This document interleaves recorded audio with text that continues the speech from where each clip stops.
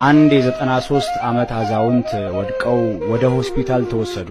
ለ24 ሰዓታት ለአተነፋፈሳቸው እንዲረዳቸው ኦክሲጅን ተሰጣቸው። ከጥቂት ጊዜ በኋላም ተሻላቸው። ዶክተሩም የ50 ሺህ ብር ደረሰኝ ሰጣቸው። አዛውንቱም ሂሳቡን አይተው ማልቀስ ጀመሩ። ዶክተሩ በሂሳቡ ምክንያት ማልቀስ እንደሌለባቸው ነገራቸው። አዛውንቱ ግን እያለቀስኩ ያለሁት በገንዘቡ ምክንያት አይደለም፣ እኔ ሁሉንም ገንዘብ መክፈል እችላለሁ።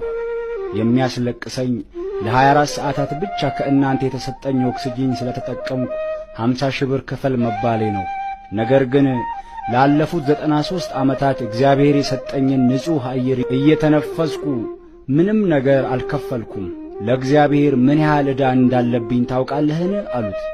ዶክተሩም አንገቱን ዝቅ አድርጎ እንባውን አፈሰሰ። ይህን የምታነቡ ሁላችሁም እግዚአብሔር የሰጣችሁን ንጹሕና ንጹሕ አየር ለዓመታት አንዳች ዋጋ ሳትከፍሉ እንዲሁ እየተነፈሳችሁ ነው። ስለሆነም 5 ሰከንድ ብቻ ወስዳችሁ እግዚአብሔር በሕይወታችሁ ውስጥ ስላደረገላችሁና እያደረገላችሁ ላለው አገልግሎት ሁሉ እግዚአብሔር ይመስገን ብላችሁ ከልባችሁ እዚህ ኮሜንት ላይ ጻፉ።